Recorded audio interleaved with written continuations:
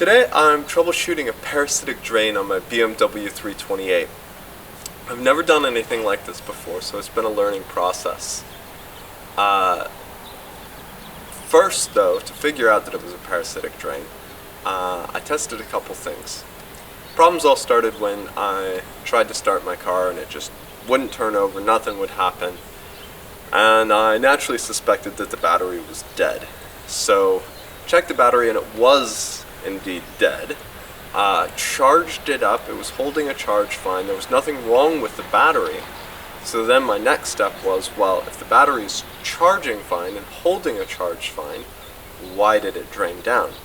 So, second step in that process is to check the alternator, because if the alternator isn't charging the battery will just die. Typically though, when it's the alternator, your battery light will come on in the dash. Without a battery light, probably not the alternator. But I tested it just to be sure. Now, if you're doing this yourself, both the battery and the alternator can be tested at a parts place. Most parts places will do it. So if you have this problem without your car turning over, take your battery out and have it checked. Now, if your battery and your alternator have both been checked, and the battery is fine and the alternator's charging, there are only two possible things that could happen. Either there's a short, and the alternator's not actually getting to the battery, or more likely, you have a parasitic drain. Parasitic drain is just a drain on the battery as the car sits, that slowly drains the battery down and leaves it dead after a while. That's exactly what happened in this car because it was sitting for a couple days before I went and tried to start it. Wouldn't start, parasitic drain. So that was, after that point, the first thing I began to suspect. So I'm going to jump in, show you how to measure the parasitic drain, confirm that it's a parasitic drain, and then move on to finding out where it is.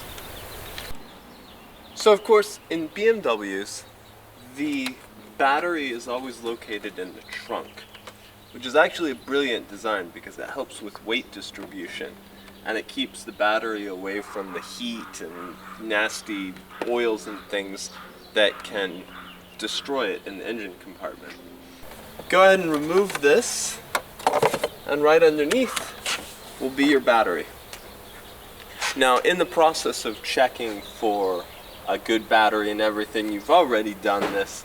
You should definitely confirm that the terminals are free from corrosion and that they're tight. If they are, you know that's not a problem. So at this stage, to check for a parasitic drain, take the negative terminal off the battery. You'll need a 13mm socket for this. Probably, your car might be slightly different. So take a 13mm socket, loosen that up, pull this off completely. I'm now ready to perform my check, but before I actually check to see that there's a parasitic drain, I want to make sure that everything is off on my car. Any kind of light or any kind of system that's running will draw a battery current through and it'll look like a parasitic drain. So what I did is I made sure the doors were closed, interior light is off, everything is out, and there's no power draw at all. In the trunk there's usually a light too. Right here I actually just removed the light bulb from this light so that it wouldn't turn on and draw power. So right now very little in the car should be drawing power. Now that I have the negative battery disconnected, I'm going to take a multimeter. Now you're going to need a pretty decent one with a 10 amp connection. You'll see that right here. The smaller, cheaper ones often only have milliamps, and you'll end up like blowing out the multimeter and just not performing a good test. So get one with a 10 amp setting. Put the wires in 10 amps, turn the selector to 10 amps over here, And once you have that all set up, go ahead and turn it on. There we go. Right now, of course, the amp reading is 0. I can go ahead and put the red wire on the battery cable and the black wire on the terminal. And oh yeah.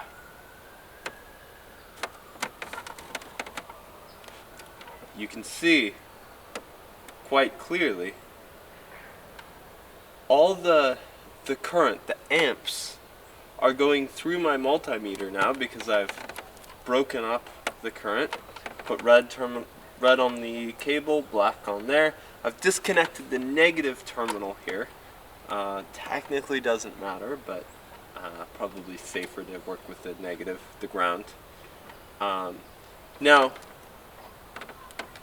the fact that my multimeter is reading 0.67 of an amp, that's equivalent to just almost 700 milliamps. That's way too high. When the car's off, everything's off.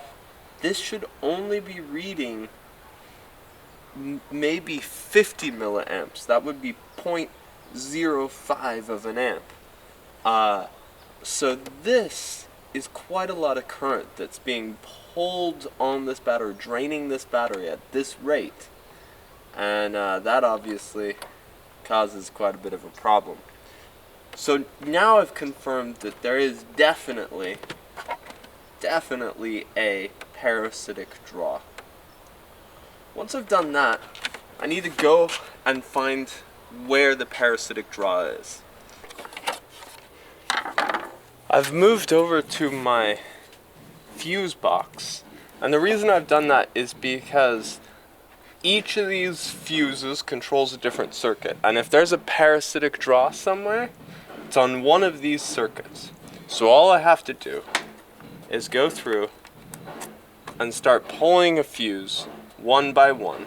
I'm gonna pull one out, walk around, check the parasitic draw with my multimeter.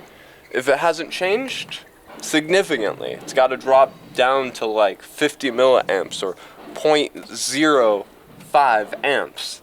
If it doesn't do that, just gonna put that guy back in, try the next one. There we go. There you have it. I've dropped down from 0.69, so almost 700 milliamps, to 0.04. That's just 40 milliamps. So that's under my 50 milliamp threshold. And that right there is where I want to be. So the fuse that I just pulled is where the parasitic draw is. All the fuses are marked on the back of the fuse cover here. And I can actually look at the markings here. Here's fuse 31 through 46, 31 through 46, 1 through 10, 1 through 10. That red fuse that I pulled is fuse 33. Then I can look up here in this list and find fuse 33 and find out what it's controlling. So I see it in a couple of places. The glove box light, the interior lights, reading lights, the cigarette plug adapter, and so all of those things are on this fuse 33. So from that I know that I probably have, like, maybe the glove box compartment isn't closing properly and that light's staying on, or the another light there that I'm not seeing is staying on and drawing current. So now I know what to do. In the meantime, this isn't controlling anything crucial. I can just leave this fuse out and I just won't have the cabin lights turn on, which is fine while I go ahead and diagnose it. Once this is out, the car won't drain. In extreme cases, you can actually just disconnect the negative battery terminal while you park your car.